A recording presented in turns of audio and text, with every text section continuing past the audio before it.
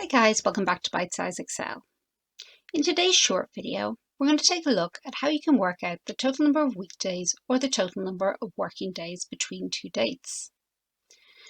Now in a previous video, we looked at a project tracker that split out a value over a certain number of days. However, in this previous example, it basically included days such as the 1st of January 2021, which is a bank holiday, and the 2nd and the 3rd are Saturday and Sunday.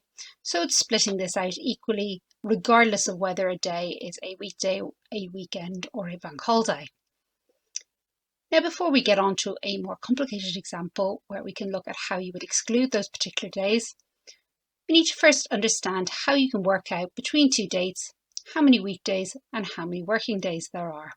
So in our previous example, we worked out the total number of days by subtracting our start date from our end date and then adding 1 to make it inclusive. And this gives us 31 days in January. And if we were to do the same thing for the year, 365 days in a year that isn't a leap year. Now to work out the total number of weekdays, we're going to use a function which is called Networkdays.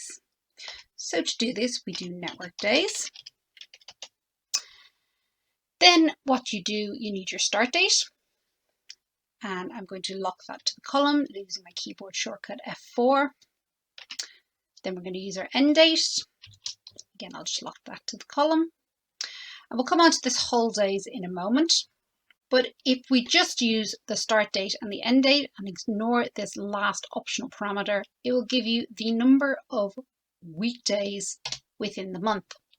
So we'll see that's 21. And if we look at this calendar here, we've got the 1st, then we got 5 days in each of the weeks, so that's 21. So that will be correct, and that's ignoring your Saturday and your Sunday. If we were going to use the last parameter, which is the holidays, so if we again type in Networkdays, use our start date and use our end date, I will again just lock these.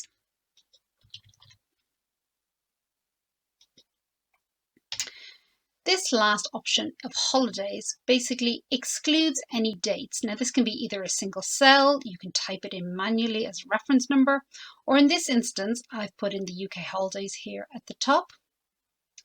And I've put them in as date formats, and what I can do is I can select that range, make it absolute, and if I hit enter, you'll find that there's 20 working days within January.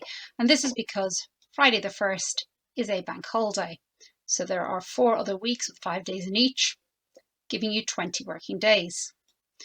And you can then copy this formula down, and you'll see that in the year of 2021, there are 261 weekdays, 253 working days. And you would expect, because there are 8 bank holidays here, that this number will be 8 days less than this number, which it is. Now, if we were to just copy this down, you could change this to any particular date within our year. And you would find the total number of days, the weekdays, and the working days. Now, you may have noticed when I was putting in my function earlier on that there was a second option for network days. So in this last example, we're going to have a quick look at that.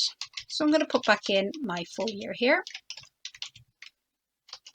We'll come over to the working days and we'll look at this second option. So if I start typing network days, you'll notice this option here, which is networkdays.intl. Now essentially what this does is it allows you to set custom weekends. So basically this is where you maybe have a non-standard weekend, so not your typical Saturday and Sunday, possibly Saturday only, Sunday only, or some other days. And it will work out the working days on that basis. So in the exact same way as previous, it starts with your start date. Then you have your end date. And then this third parameter is your custom weekend. And you'll see that there's a number of different options you can select from. So for example, say your working week was Monday to Saturday. So the weekend is Sunday only. So you would either select on this 11 here, Sunday only, and tab over, or type in an 11. And then in the same way as previously, you can set your holidays you want to consider. I'm going to make that absolute again. And when we hit enter, you'll see that there's 305 days within the year of 2021 where only Sunday is set as the weekend. So I would say this particular version of the Networkdays function is useful if you don't have just Saturday and Sunday as a weekend, if there are alternative days that you want to look at. In the same way as with our previous formula, if I were to copy it across and take out my bank holidays, you don't need that last parameter and it will just give you the number of weekdays in total. And again, because I've selected it being Sunday only, you would expect this number to be 8 days less than this number, which again it is. So this has just been a quick example of how you can find out how many weekdays and how many working days are between two dates using the Networkdays function. If you've got any particular questions, please do leave me a comment. I hope that you found this short video useful. Remember to like and subscribe, and I look forward to seeing you in a future video.